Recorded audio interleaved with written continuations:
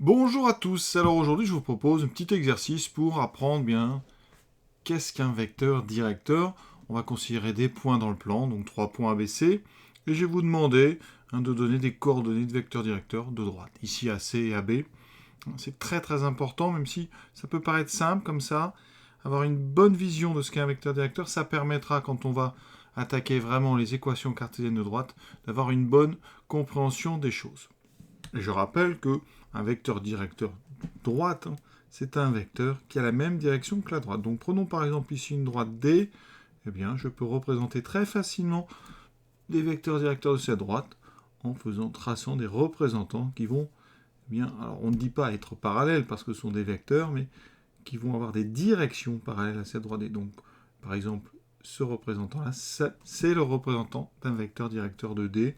Alors vous pouvez en mettre dans l'autre sens. Vous pouvez faire varier la norme, c'est-à-dire faire des flèches plus longues, et vous obtenez à chaque fois, si vous gardez la même direction, vous obtenez un nouveau vecteur directeur de la droite. Voilà. Donc, les choses à savoir, c'est qu'une droite a une infinité de vecteurs directeurs, et qu'une fois que vous en avez un, il suffit de le multiplier par un réel non nul pour obtenir n'importe quel autre vecteur directeur de la droite. Voilà. Donc maintenant, on va regarder sur les coordonnées. Qu'est-ce qu'on peut faire sur les coordonnées avec des vecteurs directeurs? Eh bien ici, je considère donc 3 points. Les coordonnées, pour le point A, 3 et 6, le point B, 5 et 7, donc 5, 7, et le point C, 1, moins 3. D'accord? On va d'abord s'intéresser à la droite AC. Et je vous demande les coordonnées de 3 vecteurs directeurs de cette droite. Alors, on va essayer de prendre des vecteurs avec des coordonnées entières. C'est pas toujours simple. Pour ça, eh bien, on cherche des points sur la droite qui ont des coordonnées entières. Ici, il n'y en a pas beaucoup. Vous avez le point C, le point A. Donc on va déjà bien regarder le vecteur AC. Alors le vecteur AC, il a quelles coordonnées? Alors on va regarder comment va-t-on de A à C.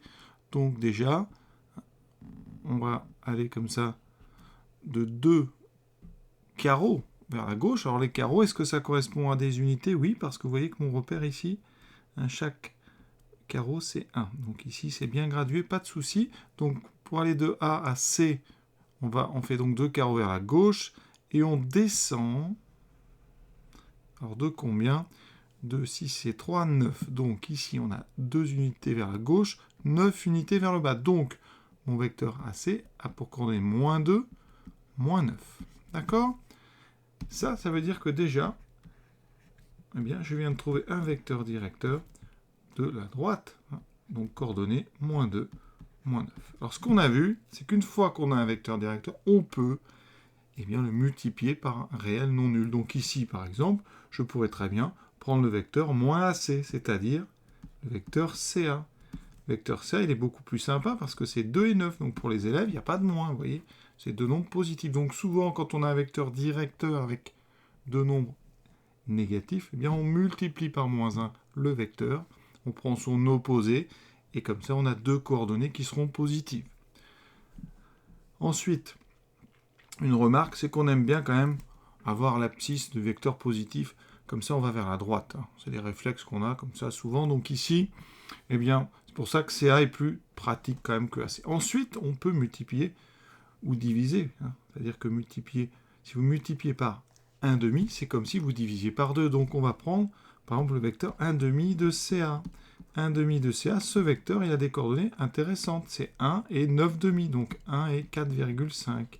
Ça veut dire que sur cette droite, quand vous vous placez à n'importe quel endroit, eh bien, quand vous avancez d'une unité, vous allez devoir monter de 4 unités et demie pour revenir sur la droite. D'accord? Dès que vous avancez d'une certaine quantité, il faudra monter 4,5 fois plus pour revenir sur la droite. Donc voici 3 vecteurs directeurs.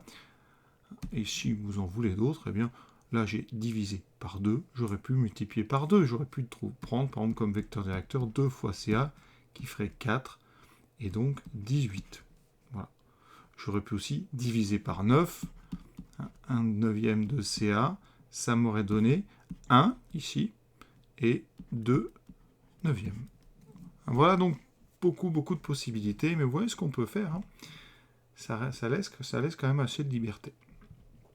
Vraiment, une chose qu'il faut bien comprendre, les coordonnées de tous les vecteurs que vous voyez là sont des ponts proportionnels.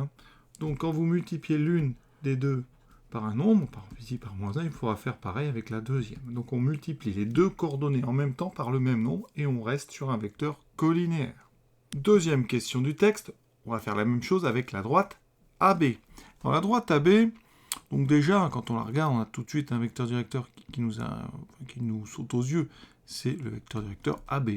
Le vecteur AB, il a des coordonnées entières, parce que A et B ont des coordonnées entières, donc il est très pratique. Ici, pour aller de AB, on fait donc une progression de 2 vers la droite, et une unité. Donc ici, c'est un vecteur de coordonnées 2, 1. Voilà. Alors si on cherche d'autres points à coordonnées entières sur cette droite, il y en a beaucoup plus. On a celui-ci, donc ça nous laisse comme ça beaucoup d'opportunités pour pour trouver des vecteurs directeurs avec des coordonnées sympathiques. On a par exemple celui-ci. Alors ici, alors celui-là c'est le même, vous voyez. Le problème c'est qu'ici, si je trace un représentant ici, c'est le même. Donc je trouve de 1, je n'ai rien de plus. Alors ce qu'il va falloir, c'est que je le fasse un petit peu plus long, par exemple. Donc ici, si je prends ce vecteur directeur là, et bien si je l'appelle U, voilà, appelons-le U, et bien ici, il aura pour coordonnées donc 1, 2, 3, 4 unités horizontales, et on monte de 2, donc c'est K2, vous remarquez, c'est 2 fois le vecteur AB. Ça veut dire qu'on peut se contenter finalement de faire varier AB.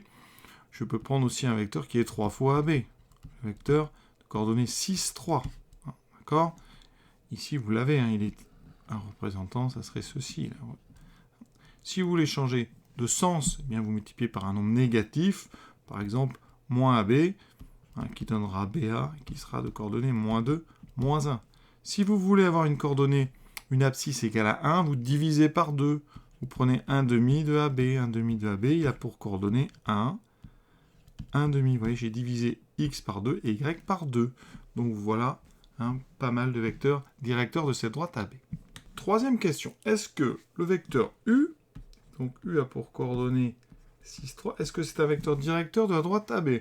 Je vous rappelle que le vecteur AB avait pour coordonnées, ici, on a dit 2, 1. On l'a encore sous les yeux, donc on peut le voir sur le dessin. Quand les unités sont pratiques comme ici, on lit assez facilement des coordonnées sur un dessin. Vous voyez, on voit bien que pour aller de A à B, on l'a dit, c'est 2, 1. Donc ça, vous pouvez le trouver, vous n'avez même pas besoin de le démontrer. Alors, est-ce que U est un vecteur directeur de AB? Autrement dit, est-ce que U et AB ont la même direction? Eh bien, on va regarder si leurs coordonnées sont proportionnelles. Pour ça, on a un outil, c'est le déterminant. Je vais regarder le déterminant ici du couple UAB. Ça, c'est pour vraiment vous habituer à utiliser ce déterminant, même si ici, on pourrait quand même s'en passer. Mais ce déterminant, moi, je l'aime bien pour rédiger, c'est pratique. On fait 6 fois 1, 6, moins 3 fois 2. On calcule, ça fait 0. Comme ça fait 0, eh bien donc, on en déduit que U et AB sont collinéaires. C'est l'outil, ce déterminant, c'est un outil pour montrer la collinéarité. Ils sont collinéaires, et donc, ça veut dire qu'ils ont même direction. Et s'ils ont même direction, c'est donc que U est un vecteur directeur de la droite AB. Donc, U est directeur de la droite AB. Et on met des parenthèses, puisque maintenant, on parle de la droite.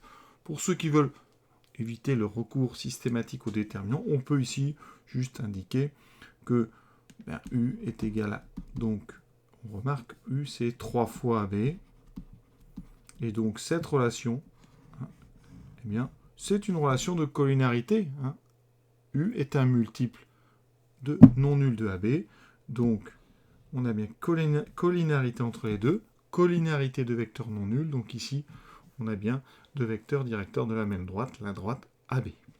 Alors, petite remarque, si par exemple, je place ici un point C, non, il y a déjà un point C dans le texte. Si je place un point D ici et un point, par exemple, E ici, le vecteur DE, que je représente par cette flèche, il est aussi directeur de la droite AB. C'est pas parce qu'il est dessiné en dehors, ce représentant, qu'il n'est pas directeur. Un vecteur, ça n'a pas de position. C'est vraiment assez abstrait comme objet. Donc ce vecteur que j'ai représenté ici par cette flèche, DE, je pourrais le retrouver sur ma droite. Et je le retrouve par exemple ici. ce représentant ici violet, c'est aussi DE. Hein, d'accord? Donc, c'est pas une histoire de je dessine le représentant sur la droite ou pas. C'est vraiment toujours une histoire de parallèle. Vous voyez que le vecteur que j'ai représenté tout à l'heure, il est sur une droite, hein, sa direction, et sa direction ici, hein, elle est bien parallèle à la direction de la direction AB. Donc pas de souci hein, sur ce plan-là. Quatrième et dernière question, on considère un vecteur U de coordonnées moins 4, moins 6. Est-ce que c'est un vecteur directeur de AC? Alors je rappelle que pour AC, on avait plutôt choisi le vecteur CA, hein, qui avait, alors je vais retracer rapidement à droite en essayant de faire les choses bien. Voilà, pas très belle, mais bon, ça devrait suffire. Pour aller donc de CA, vous voyez, on a ici 2, et je crois me rappeler qu'on montait de 9.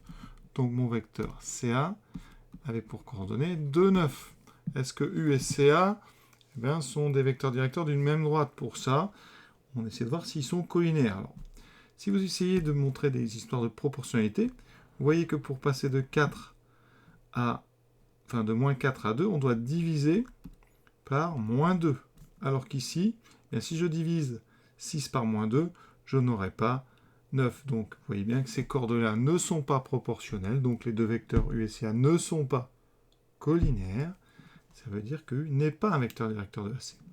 Alors, la rédaction est toujours difficile hein, avec ces histoires de coefficients. C'est pour ça que l'outil déterminant, il est pratique parce que comme ça, hein, on a un nombre et ce nombre nous dit si c'est collinéaire ou pas. Alors vous n'êtes pas obligé toujours de faire le petit tableau au milieu. Vous pouvez, si les coordonnées sont comme ça, on peut le faire direct. Moins 4 fois 9, moins ici, moins 6 fois 2. Qu'on fait directement. En général, moins 4 fois 9, on met moins 36, moins 6 fois 2, moins 12, ce qui fait moins 36 plus 12, donc moins 24. Vous voyez, ce moins 24, il est différent de 0, donc on en déduit que U et CA sont non collinéaires. Et par conséquent, U ne peut pas être un vecteur directeur de la droite CA, parce que sinon il serait collinéaire à CA, au vecteur CA. Donc U n'est pas directeur de la droite CA, c'est-à-dire de la droite AC. Et on a terminé ce petit exercice. Voilà, j'espère que progressivement, hein, la notion de vecteur-directeur se précise. On en fera un petit peu encore avant de passer vraiment aux choses importantes. Je vous souhaite une bonne fin de journée à tous et à bientôt.